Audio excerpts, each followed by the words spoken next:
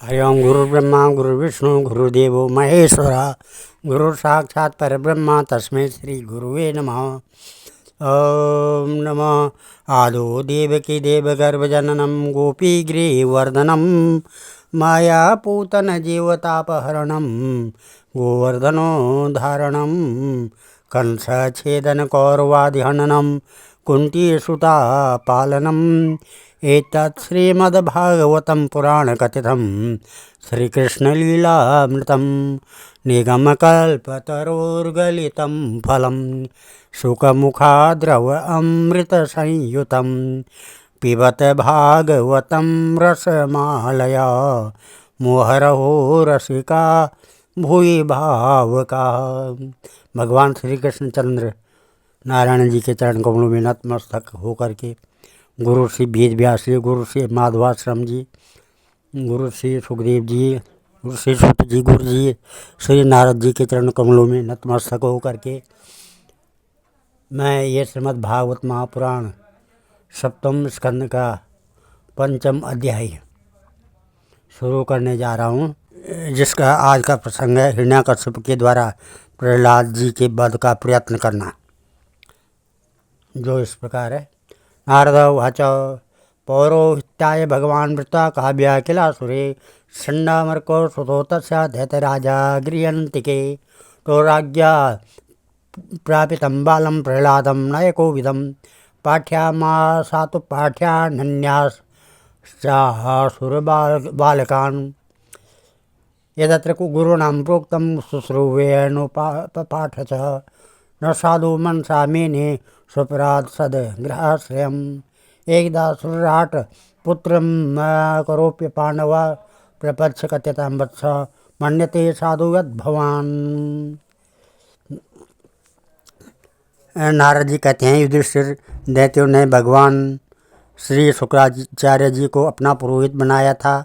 उनके दो पुत्र थे, षण्ड और अमर्क। वे दोनों राजमहल के पास ही रहकर हिरण्याकश्यप के द्वारा भेजे हुए नीति निपुण बालक प्रहलाद को और दूसरे पढ़ाने योग्य दैत्य बालकों को राजनीति, अर्थनीति आदि पढ़ाया करते थे।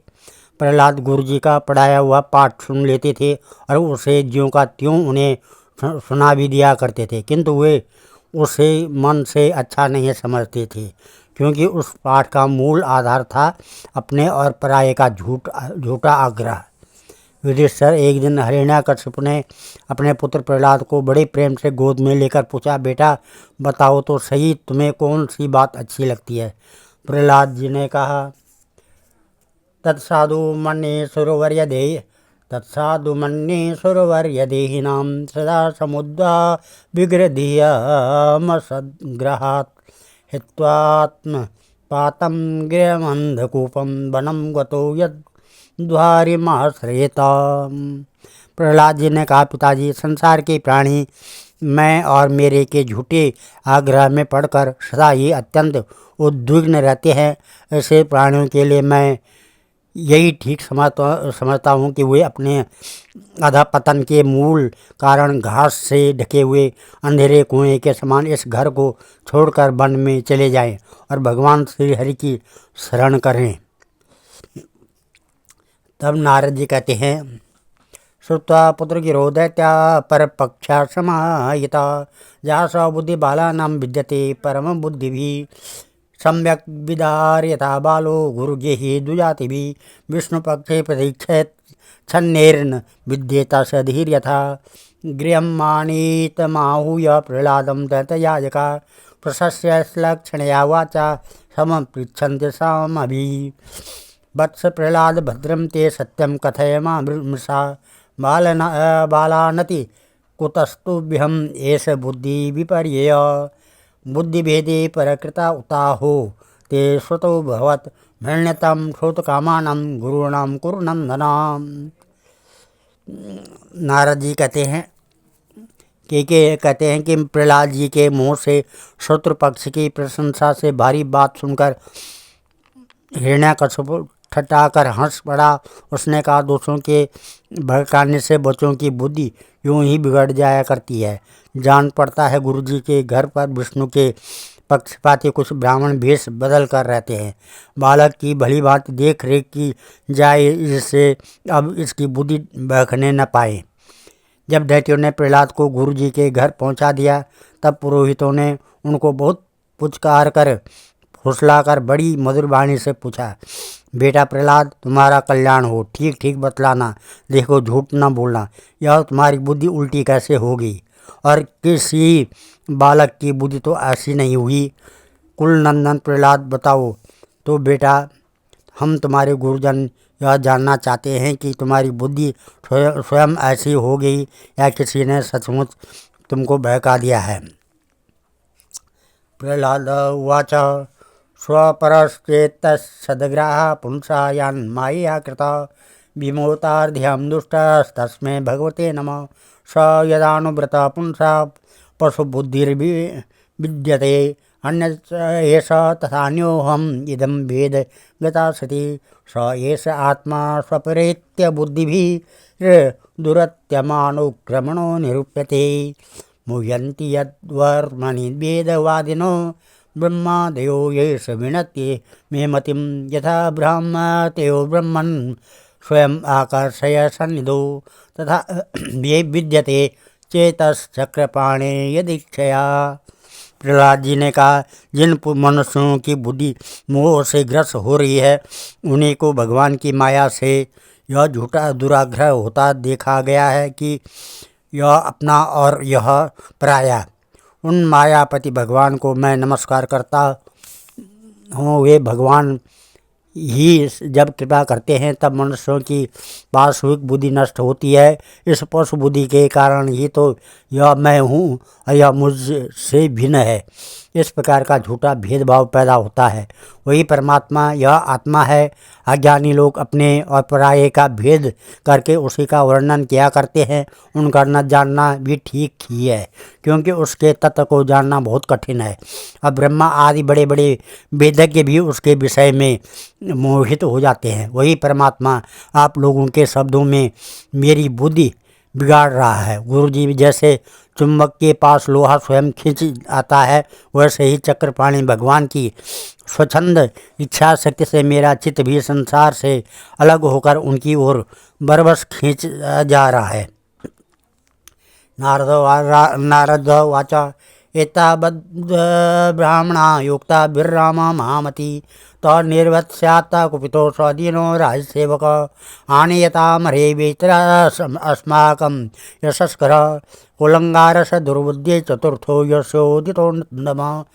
दैत्येय चंदन वने जातोऽयं कंटकद्रुम यन्मूलोन्मूल परशोर्विष्णुर्नालयितो अर्भक इदं तं वेदोपायैर्विषयस्तज्जनार्दभिः प्रह्लादं ग्राह्यामासो त्रिवर्गस्योपादनं तत एनं गुरुर्ज्ञात्वा ज्ञातज्ञेय चतुष्टयं दैत्येन्द्रं दर्शयामास मातृविहरिष्टयम् अलङ्कृतं पादयोपतितं बालं प्रतिनन्दाशिषासुरा परिष्वज्य चिरं दौर्भ्यं परमामाप निवृत्तमम् आरोप्याङ्कवज्राय मूर्धन्यास्तु अश्रुकलामुभि अस्मिन् चन्न विकसद्वक्त्रमिदमाहायुधिष्ठिर। श्री नारद जी कहते हैं, परम ज्ञानी प्रहलाद अपने गुरुजी से इतना कहकर चुप हो गए कि पुरोहित बेचारे राजा के सेवक एवं पराधीन थे, वे डर गए। उन्होंने क्रोध से प्रहलाद को झिड़क दिया और कहा, अरे कोई मेरा बेंत तो लाओ, यह हमारी कीर्ति में कलंक लगा रहा है। इस दुर्बुद्धि कुलंगार को ठीक करने के लिए चौथा उपाय दंड ही उपयुक्त होगा।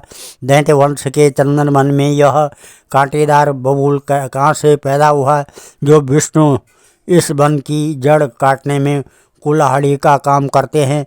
यह नादान बालक उन्हीं की बेंट बन रहा है, सहायक हो रहा है। इस प्रकार गुरुजी ने तरह तरह से डांट टपट कर प्रहलाद को धमकाया और अर्थ धर्म एवं काम संबंधी शिक्षा दी। कुछ समय के बाद जब गुरुजी ने देखा कि प्रहलाद ने साम दाम भेद और दंड के संबंध की सारी बातें जान ली है, तब वे उन्हें उनकी माँ के पास ले गए।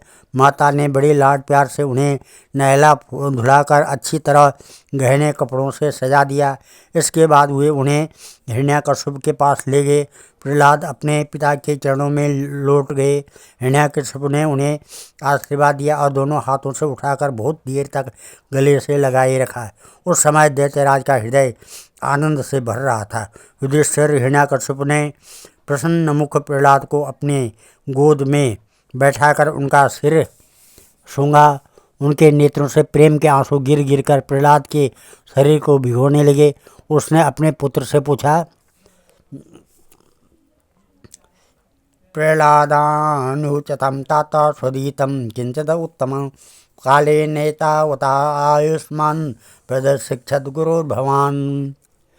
ये चिरंजीव बेटा प्रहलाद, इतने दिनों में तुमने गुरुजी से जो शिक्षा प्राप्त की है उसमें से कोई अच्छी सी बात हमें सुनाओ। प्रहलाद उवाच, श्रवणं कीर्तनं विष्णु स्मरणं पादसेवनम् अर्चनं वंदनं दास्यं शक्य आत्मं निवेदनम् इदं पुंसार्पिता विष्णु भक्तिश्चेनवलक्षणा कीर्ति भगवत्याः तन्मन्येधितम् उत्तमम्। निशम्येतत् सुतवच्चो हिरण्याकशिपुस्तदा गुरुपुत्रमुवाचेदं रुषा प्रस्फुरिताधरा ब्रह्मबन्धो किमेतत्ते विपक्षं शयता सता आसारं ग्राहितो बालो मनादृत्य दुर्मते यशन्ति यासाः दोलोके दुर्मैत्राः वच्छेदविषण तेषाम् उदैत्याज्ञं काले रोगपाता किनामिव।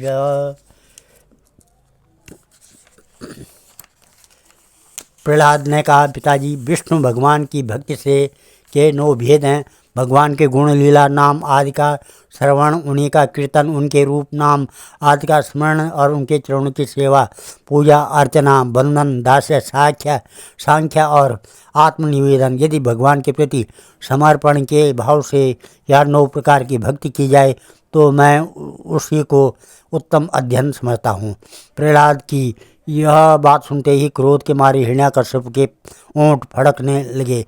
उसने गुरुपुत्र से कहा, रे नीच ब्राह्मण, यह तेरी कैसी करतूत है? दुर्बुद्धि, तूने मेरी कुछ भी परवाह न करके इस बच्चे को कैसी निस्सार शिक्षा दे दी। अवश्य ही तू हमारे शत्रुओं के आश्रित है। संसार में ऐसे दुष्टों की कमी नहीं है जो मित्र का बहाना धारण कर छिपे छिपे शत्रु का काम करते हैं, परंतु उनकी कलई ठीक वैसे ही खुल जाती है जैसे छिपकर पाप करने वालों का पाप समय पर रोग के रूप में प्रकट होकर उनकी पोल खोल देता है। गुरुपुत्र उवाच, न मत्प्रणीतं न परप्रणीतं श्रुतो वदस्यैव तवेन्द्रदा शत्रौ नैसर्गिकीयं मतिरस्य राजन् नियच्छ मन्नु कददा स्म मानः। गुरुपुत्र ने कहा, इंद्र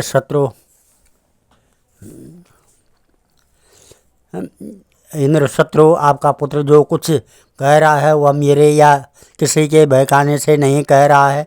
राजन, यह तो इसकी जन्मजात स्वाभाविक बुद्धि है। आप क्रोध शांत कीजिए, व्यर्थ में हमें दोष न लगाइए।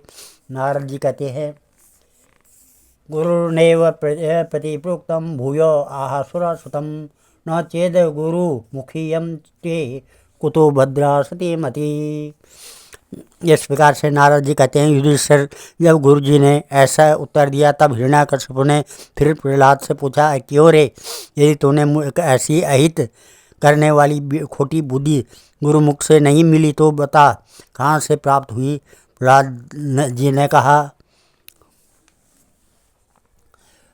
मतिर्न कृष्णे परतः स्वतो वा मिथो विपद्यते गुरुव्रतानाम् आदंत गोवीर्विशतां तमिश्रम पुनः पुनश्चार्वितचर्वणानां न ते विदुस्वार्थगते हि विष्णु दुराशये ये वैरर्थमानिनः अन्धा यथान्धेरुपनीयमानं वाची सतन्त्यात्मुदां निबद्धा नैषं मतेस्त्वावधु क्रमांघ्रीं स्पृशन्त्यनाथार्थपगमो यदर्थं महीयसं पादरजोऽभिषेकं निष्किञ्चनानां न वृणीत यावत्।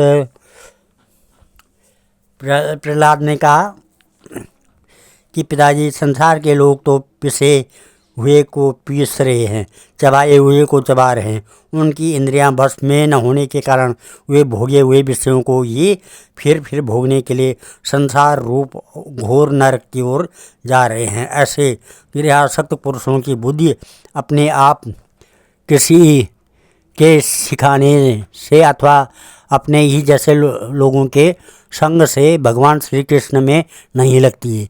जो इंद्रियों से दिखने वाले ब्रह्म बाह्य विषयों को परम इष्ट समझकर मूर्खतावश अन्नों के पीछे अन्नों की तरह गड्ढे में गिरने के लिए चले जा रहे हैं और वेदवाणी रूप रस्सी के काम्य कर्मों के दीर्घ बंधन में बंधे हुए हैं, उनको यह बात मालूम नहीं कि हमारे स्वार्थ और परमार्थ भगवान विष्णु ही है। उन्हीं की प्राप्ति से हमें सब पुरुषार्थों की प्राप्ति हो सकती है। जिनकी बुद्धि भगवान के चरण कमलों का स्पर्श कर लेती है, उनके जन्म मृत्यु रूप अनर्थ का सर्वथा नाश हो जाता है। परंतु जो लोग अकिंचन भगवत प्रेमी महात्माओं के चरणों की धूल में स्नान नहीं कर लेते, उनकी बुद्धि काम्य कर्मों का पूरा सेवन करने पर भी भगवत चरणों का स्पर्श नहीं कर सकती है। इत्युक्तो परतं पुत्रं हिरण्यकशिपुरुषा अंधीकृतात्मा स्वोत्संगा निरस्यत मैथिले अहमर्षाभिष्ट कषायी भूतलोचना भद्यताम् आश्रयं बध्यो निरसार्यत नैरिता अयं मे विभाति आसोहं हित्वा स्वान् सुहृदो दमा पितृभ्यहन्तु पादो विष्णोर्दास आचर्यति विष्णुर्वा सादृशौ किं नु करिष्यात्म समञ्जसा सौहृदं दुष्टजं पितृरहद पंचहायनः परोप्यपत्यं हितकृत्य औषधं स्वदेहजो अप्यमयवत्सुतो हति छिन्दा तदंगायुतात्मनो हितं शेषं सुखं जीवति यद्विवर्जनात् सर्वैरुपायैर्हन्तव्य शम्भोजशयनासने सुलिंगं धरा शत्रुर्मुने दृष्टमिवेन्द्रियं नैरतासे समादिष्ट भर्ता वे शूलपाणय तिग्म दृष्टा करालस्यास्ताम्र अश्रुश्रुरुहा नदन्तो बहिर्वानादं छिन्दी भिन्दति वादिनः आसीनं चायानय शूले प्रह्लादं सर्वमर्मसु परे ब्राह्मण्य निर्देश भगवत्यखिलात्मनि विदुक्तामन्यफला आसन पुण्यस्यैव सत्क्रिया प्रयासे पते तस्मिन् दैत्येन्द्र परिसंख्यता चकार तद्वधोपाया निर्वन्देन युधिष्ठिर दिग्गजैर्द्वन्द्वशुक्रेश अविचारा उपातनेः मायावी शनिरोधस्य गर्दानेर्भोजने हिमवाग्निसलिले पर्वताक्रमणैरपि न शशाक यदा हन्तुं मपापमसुरसुतं चिन्ता दीर्घतमां प्राप्तोस्तत्कर्तुं नाभिपद्यत एष मे बहु साधुक्तो वधोपायस निर्मिता तस्तेन्द्र द्रोहैर्रस द्वमुक्तिर्स्नेव तेजसा वर्तमानो विदुरे वे बालोऽप्यजडधीयं न विस्मरति मेनायं शृणोषेपा इव प्रभु अप्रमेयानुभावोऽयं कुतश्चित् भयो अमर नो न मे तद्विरोधेन मृत्युर्मे भविता न वा इति तं चिन्तया किञ्चित् लम्बनाश्रयम् अधोमुखं षण्डामर्काम् ओ नसो विभूत इति चतुः।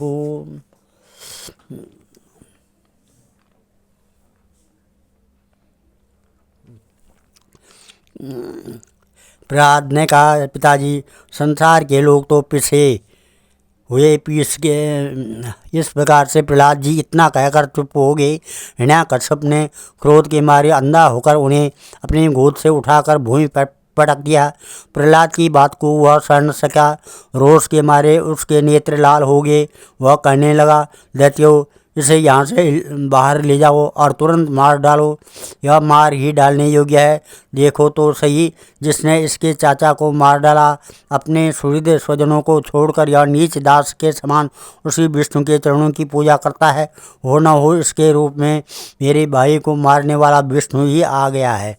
अब यह विश्वास के योग्य नहीं है।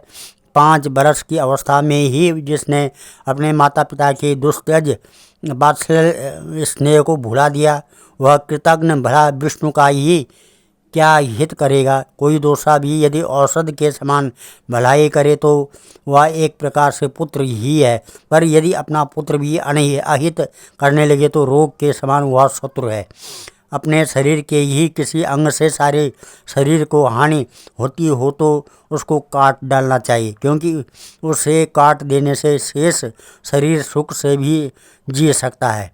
यह सुजन का बाना पहनकर मेरा कोई शत्रु ही आया है।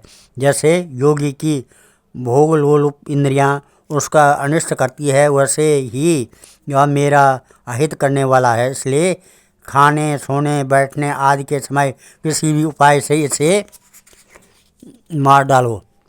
जब हिरण्याकश्यप ने दैत्यों को इस प्रकार आज्ञा दी, तब तीखी दाढ़, विकराल बदन, लाल लाल दाढ़ी, मूछ एवं केशों वाले दैत्य हाथों में त्रिशूल लेकर मारो काटो इस प्रकार बड़े जोर से चिल्लाने लगे।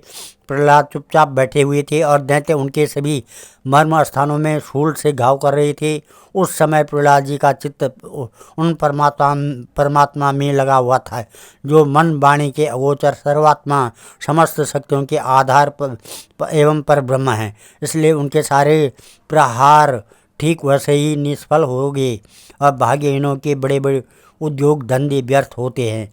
युधिष्ठिर जब शूलों की मार से प्रहलाद के शरीर पर कोई असर नहीं हुआ, तब हिरण्याकश्यप को बड़ी शंका हुई। अब वह प्रहलाद को मार डालने के लिए बड़े हट से भांति भांति उपाय करने लगा।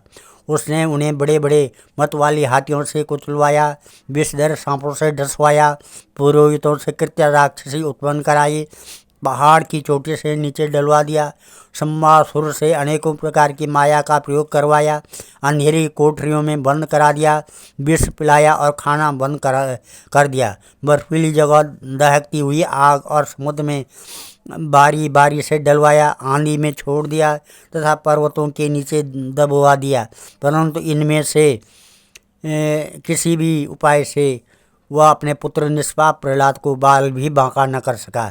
अपनी व्यवस्था देखकर हिरण्याकश्यप को बड़ी चिंता हुई। उसे प्रहलाद को मारने के लिए और कोई उपाय नहीं सूझ पड़ा। वह सोचने लगा, जैसे मैंने बहुत कुछ बुरा भला कहा, मार डालने के बहुत से उपाय किए, परंतु यह मेरे द्रोह और दुर्व्यवहारों से बिना किसी की सहायता से अपने प्रभाव से ही बचता गया।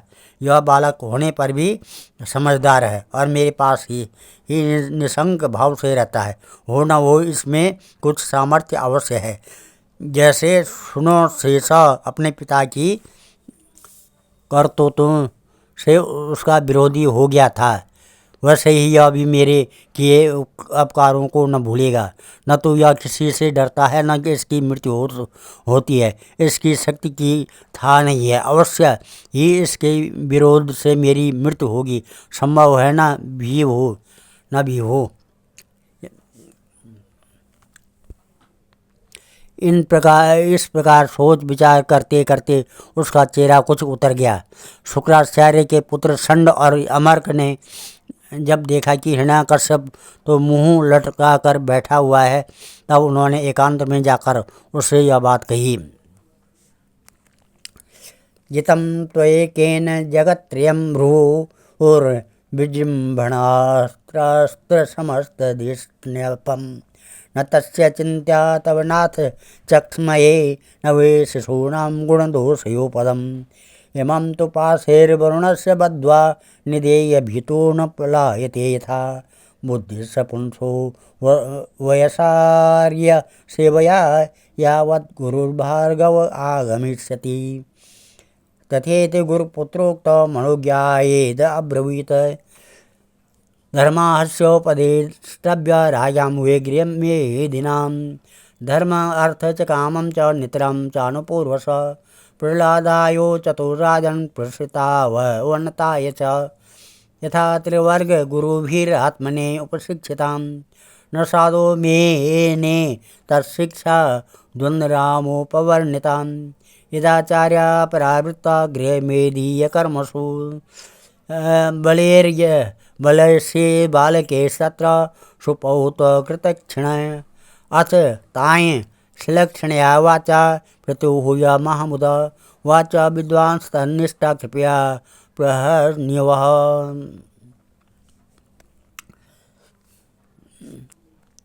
इस प्रकार से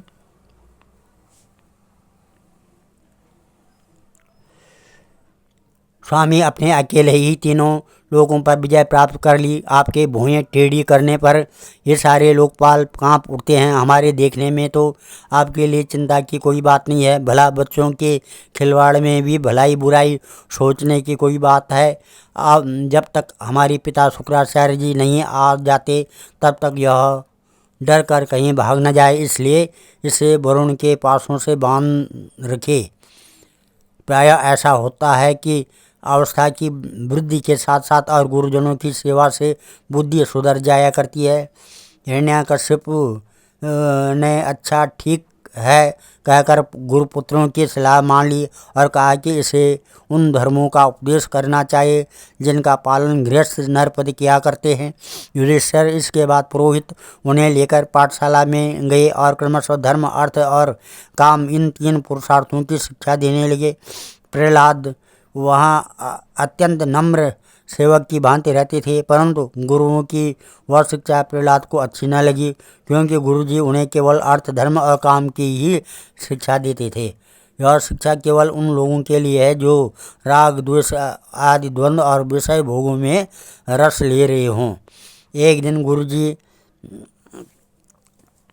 गृहस्थी के काम से कहीं बाहर चले गए थे। छुट्टी मिल जाने के कारण समवयस्क बालकों ने प्रहलाद जी को खेलने के लिए पुकारा। प्रहलाद जी परम ज्ञानी थे, उनका प्रेम देकर उन्होंने उन बालकों को ही बड़ी मधुर वाणी से पुकार कर अपने पास बुला लिया। उनसे उनके जन्म मरण की गति भी छिपी नहीं थी। उन पर कृपा करके हंसते हुए उन्हें उपदेश करने लगे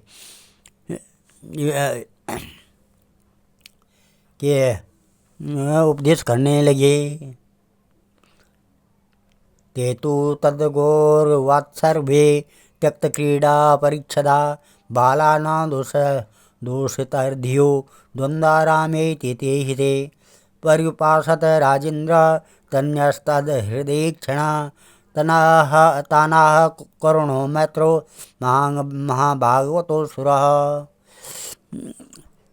कि युधिष्ठिर वे सब अभी बालक ही थे, इसलिए राग द्वेष परायण विषय भोगी पुरुषों के उपदेशों से और चेष्टाओं से उनकी बुद्धि अभी दूषित नहीं हुई थी। इसी से और प्रहलाद जी के प्रति आदर बुद्धि होने से उन सब ने अपने खेल कूद की सामग्रियों को छोड़ दिया तथा प्रहलाद जी के पास जाकर उनके चारों ओर बैठ गए और उनके उपदेश में मन लगाकर बड़े प्रेम से एकटक उनकी ओर देखने लगे। भगवान के परम प्रेमी भक्त प्रहलाद का हृदय उनके प्रति करुणा और मैत्री के भाव से भर गया तथा वे उनसे कहने लगे। आज हम इस अध्याय को यहाँ पर समाप्त करते हैं और कथा को यहाँ पर विराम देते हैं। कल का प्रसंग है प्रहलाद जी का असुर बालकों को उपदेश। इस प्रकार से ओम नमः श्री कृष्ण भजे ब्रजे कमंडनम समस्त पापखण्डनं प्रभक्तचित्तरञ्जनं सदैव नन्दनन्दनं सुपिच्छगुच्छमस्तकं सुनादवेणुहस्तकम् अनङ्गरङ्गसागरं नमामि कृष्णनागरं मनोजगर्वमोचनं विशाललोललोचनं विधूतगोपशोचनं नमामि पद्मलोचनं करारविन्दुभूधरं स्मृतावलोकसुन्दरं महेन्द्रमानधारणं नमामि कृष्णवारणं कदम्बशूर्णकुण्डलं सुचारुगण्डमण्डनं भजाङ्गनैकवल्लभं नमामि कृष्णदुर्लभं यशोदया समोदया सगोपया सनन्दयायुतं सुखकदायकं नमामि गोपनायकं सदैव पादपङ्कजं मदीयमानसे निजं ददानमुत्तमालकं नमामि नन्दबालकं समस्तदोषशोषणं समस्तलोकपोषणं समस्तगोपमानसं नमामि नन्दलालसा भूभरावतारकं भवादिकर्णधारकं यशोमतिकिशोरकं नमामि चित्तचोरकं